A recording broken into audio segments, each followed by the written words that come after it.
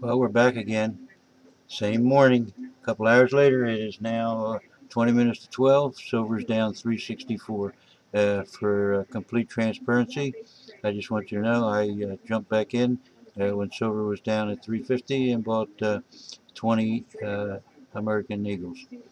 Now, as long as the dollar uh, holds strong and the euro seems to be sinking, uh, we might see it drift lower. But I didn't expect this big of a collapse in one day. Gold was down over $80 last I looked. So all the commodities, copper's cheaper than it's been in years. So all the commodities are failing, and the market's down 350 points. So all we can do is hope that the overall economy in the world turns around and silver usage goes back up. But at least we know that this wasn't basic manipulation of the markets in silver. This was a demand drop, and those are justifiable, and you can expect them. The problem was that they got bad news about the economy in China. China apparently their desire to sell more and more goods inside the country itself to their own consumers was a little less than what they anticipated, and so they expected a slight slowdown. You see, petroleum was down to $80. Of course, you won't see that at your local gas station for a while, if you ever see it, but commodities are going down simply because demand for them goes down. Now, here's one interesting little sideline. uh, the shale oil in Alberta, Canada, which is a tremendous supply of the stuff, but it's tremendously also detrimental to the environment.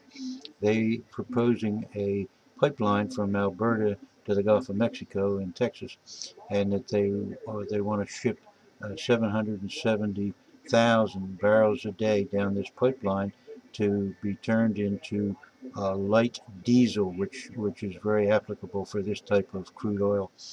And the light diesel, now here comes the Republicans, right? Republicans are going to say, oh, we got to put the pipeline in, screw the environment, because of the fact that we want to be more and more in, independent of foreign oil. But what are they going to do with the entirety of this 770,000 barrels a day? None of it will be sold in North America. It'll be refined uh, and then shipped to Europe and sold as diesel. Now, the interesting part about this is there's so many loopholes that it'll be a tax-free uh, transaction, and being it's brought in from overseas and it's going back overseas, there's no U.S. taxes paid on it, and there's not a drop of this oil will ever see the continent of North America as a product to be used in combustible engines or anything else. So this is just a red herring that the Republicans will use, and the Democrats couldn't refuse a pipeline from of north of oil coming out of Canada, because it would sound like they weren't for oil independence when not a drop of this will be used in the United States or in Mexico or any other North American country. And one of the interesting facts is they argue, well, there's no damage can be done unless you cross a river or a creek or something like that. And the way the pipeline is lined out, they will be crossing over 2,000 rivers and creeks and stuff like that. And you know how quick they are to shut something off by seeing what happened in the Yellowstone River. And this is going to present a major hazard, environmental hazard, to central United States wherever this pipeline goes through. And it won't bring us 1 cent except for the jobs created in doing the pipeline, and who knows, Halliburton or somebody will get them.